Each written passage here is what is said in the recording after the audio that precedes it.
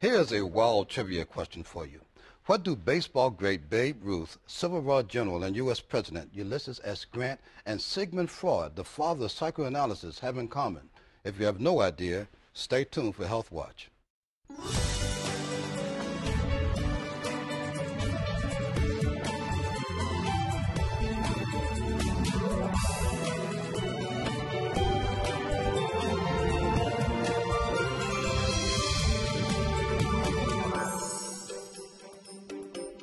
Hello, I'm Terrence Affer Anderson, and this is Health Watch.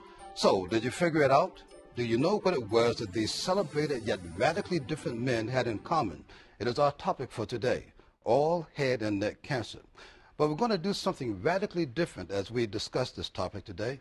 I'm not going to have any guests for this edition of Health Watch, and will share a wealth of information I gathered when researching this topic. So, let's get right into it. I concentrated my research for today's show on the American Academy of Otolaryngology Head and Neck Surgery website. It was there that I learned more than 55,000 Americans will develop head and neck cancer this year, and that some 13,000 people will die from the disease. Yet 71% of Americans say that they have not been examined by a medical professional for all head and neck cancer. So what is it? All head and neck cancer is generally defined as squamous cell carcinoma of the tongue, throat, and voice box, but it can also refer to other types of cancer found in the nasal cavity, sinuses, lips, mouth, the thyroid glands, salivary glands, as well as the throat and voice box. The symptoms include a red or white patch in the mouth, a sore throat, a lump in the neck, a change in the voice, growth in the mouth, bringing up blood, problems swallowing, changes in the skin, and persistent earache. Who are those at the greatest risk for all head and neck cancer? 90% of the head and neck cancers, cancers of the mouth, throat, voice box, and tongue, are a result of prolonged exposure to specific risk factors. These include tobacco use, especially cigarettes, cigars, and chewing tobacco, the consumption of alcoholic beverages, a human papillomavirus infection, HPV, and prolonged exposure to sunlight, which is linked to cancer of the lip and is a major cause of skin cancer. If you are like me, you were surprised to learn that the human papillomavirus was included as a risk factor for all head and neck cancer. But consider this. Over the last 10 years, an increasing number of people with HPV who were young non-smokers have developed cancer of the tonsils and the back of the tongue base. Annually, over 10,000 new cases of all head and neck cancer are attributed to a particular strain of HPV. But let me also share some other statistics I found. Caucasians have the highest rates of head and neck cancer diagnosis, yet African Americans have the highest death rates. 66% of all cancers will be found as late stage 3 and late stage 4 disease, and men are affected by all cancer twice as often as women. Remember, I said that 71% of Americans have never been examined for all head and neck cancer. This is another illustration of why it is so important that men and African Americans need to be more proactive about their health, making certain that they get adequately screened. But let's talk more specifically now about the thyroid cancer. Thyroid cancer can develop in anyone. It is often linked to family history or exposure to radiation. The salivary glands do not appear to be related to thyroid cancer, and only about 1 in 20 thyroid nodules are cancerous. The two most common types of thyroid cancer are papillary carcinoma and follicular carcinoma. Thyroid cancer is more common in women than in men. It is also important to note that thyroid cancer is one of the least deadly cancers of the head and neck. And yes, you can of course get cancer of the salivary glands as well. But salivary cancer is not just one disease. Yet every year, only 2 out of every 100,000 people is diagnosed. The average age of people diagnosed with salivary cancer is 64, and there are several types of cancers that can start in the salivary glands. But I'm going to take a brief break now, have a glass of water, and rest my throat and vocal cords. When we come back, I'm going to share a bit more information about the different types of salivary glands and the incidence of tumors that can be found in these glands. Stay tuned. Hi, this is Tasha Turnbull with your T2 and 60. I wanted to give you 2 great exercises today to get your heart rate up and get in some cardiovascular exercises at home. So we're going to do a high knees into a cross jump squat. This is what I call it. So you ready? You're just going to bring your knees up high as you can. So do about 30 of these. You can get a good hop going with it. Make sure you're breathing. From here, we're going to go into our cross jump squat.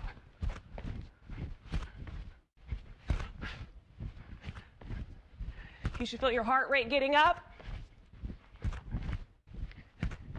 Working those legs. So again, the first one, high knees, cross jump squat. All right? Try it at home. Welcome back. Did you recognize the woman featured in that PSA you just saw? That was fitness expert Tasha Turnbull of T2 Fitness, the woman that had me sweating up a storm a few months ago. You might recall that about that time I made a pledge to lose 12 pounds. I did indeed lose 5 pounds, but the frequent snowstorms we had a few weeks ago had me stop walking to and from work. I was walking a mile each way and was getting in at least 8 miles a week. But things level off for me at 5 pounds, and I have much more work to do. You just watch me. Now, let's get back to our discussion about the different types of salivary glands and the incidence of tumors that can be found in each. I visited an American Cancer Society website to get this information, and I learned that there are major and minor salivary glands. We'll take a look at the major glands first. The parotid glands are the largest salivary glands and are found just in front of the ears. 7 out of 10 salivary gland tumors start in the parotids. Most of these tumors are benign. Yet most malignant salivary gland tumors are found in the parotids. The submandibular glands are found below the jaw. 1 or 2 out of 10 tumors start in these glands. About 50% of these tumors are cancerous. Lastly, we have the sublingual glands, the smallest of the major salivary glands, which are found under the floor of the mouth and below either side of the tongue. You should note that tumors here are rather rare. But what about the minor salivary glands? What are the cancer risks there? There are several hundred minor salivary glands. They are so small that they can only be seen with a microscope. They are found beneath the lining of the lips, tongue, and the roof of the mouth, and inside the cheeks, nose, sinuses, and larynx. Tumors here are uncommon, but are more often cancerous than benign. Cancers of the minor salivary glands most often start in the roof of the mouth.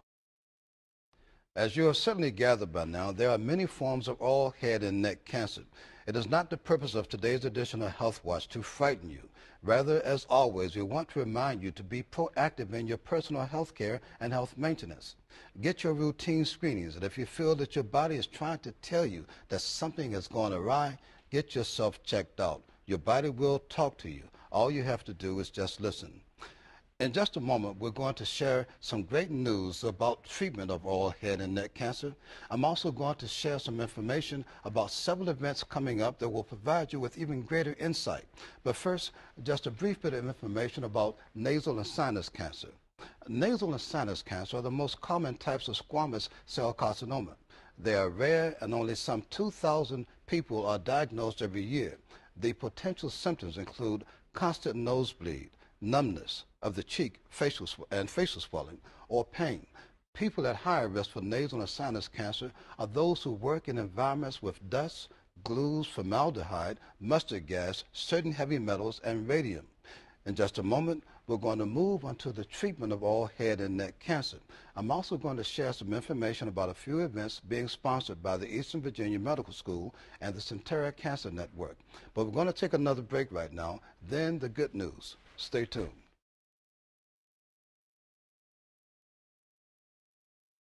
Hi, this is Tasha Turnbull with T2 Fitness and your T2 and 60. We're going to do 2 exercises today to get your heart rate up, and then we're also going to move into a compound exercise that's going to work the total body. So I have some weights. If you don't have weights, you don't have to use them. If you want to add them in, let's go. So we're just going to lunge from side to side, wide lunges. So you should get your heart rate, just feel it going up. You should also feel your legs going and you using the butt, the gluteus maximus, so you should feel that. So the faster you go, the more your heart rate goes up. From here, we're going to go into front kicks, bringing the arms up at the same time. So this is working our arms, our legs, our core, and getting our heart rate up. So remember, lunges, kicks. Got it? See you next time. Welcome back. So what kind of treatments are there for all head and neck cancer? Cancer.net, a website managed by the American Society of Clinical Oncology, notes that, quote, many cancers of the head and neck can be cured, especially if they are found early. Although eliminating the cancer is a primary goal of treatment, preserving the function of the nearby nerves, organs, and tissues is also very important, unquote. They also note that the principal treatment options include surgery, radiation therapy, chemotherapy, and targeted therapy. They also add that surgery or radiation therapy alone or a combination of these therapies may be part of an all head and neck cancer treatment plan. The American Academy of Otolaryngology Head and Neck Surgery asks that a treatment team of medical professionals might be included in such a treatment plan, including surgeons, radiation oncologists, medical oncologists, dentists, nutritionists, and speech therapists. I'm going to close today with some great information about what the Sentara Cancer Network and the Eastern Virginia Medical School are doing to educate the community about all head and neck cancer. There are a couple of events coming up this month to include a month-long tobacco cessation program.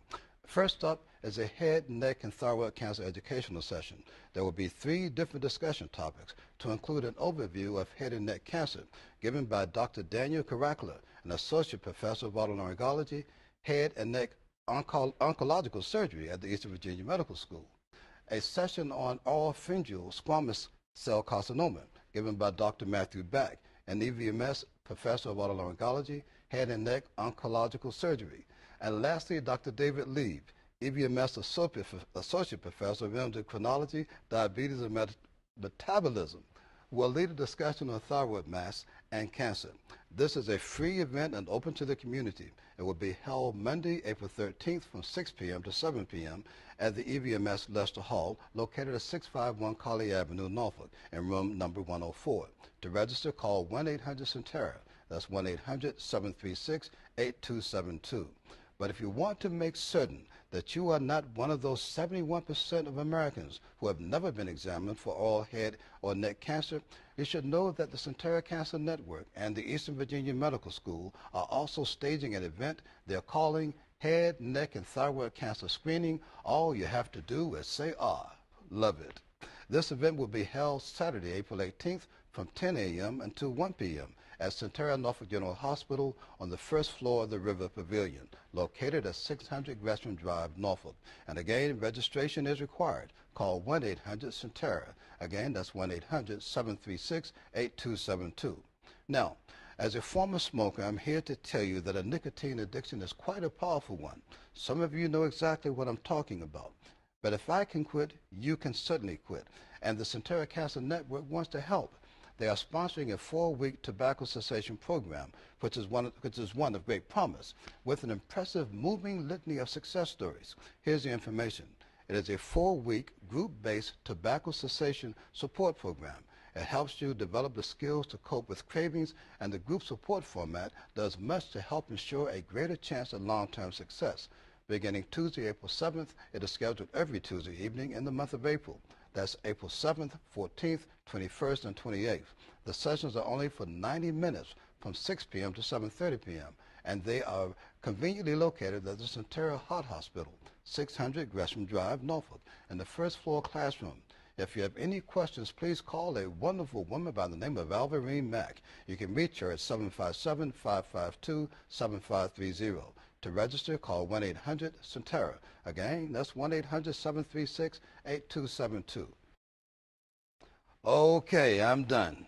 I hope that we provided you with some great information today. Remember, it is our goal on Health Watch to help you keep a pulse on the array of health issues impacting Americans. Thank you so much for joining me today. You can watch previous editions of Health Watch online at www.norfolk.gov. If you'd like to drop me a line, you can email me at terrence.affer-anderson@vdh.virginia.gov. Please also feel free to give me a call at 757-683-8836, 757-683-8836. For the Norfolk Department of Public Health, I'm Terrence Affer-Anderson, and this has been Health Watch.